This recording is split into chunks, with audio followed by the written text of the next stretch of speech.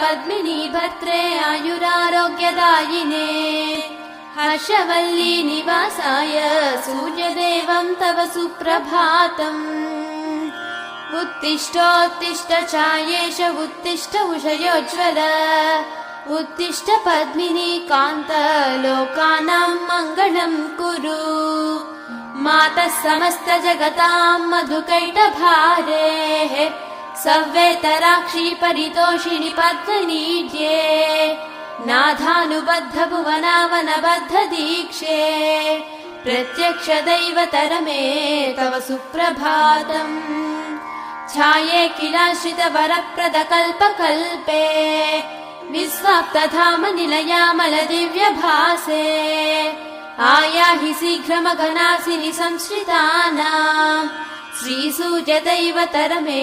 तव सुप्रभातम्।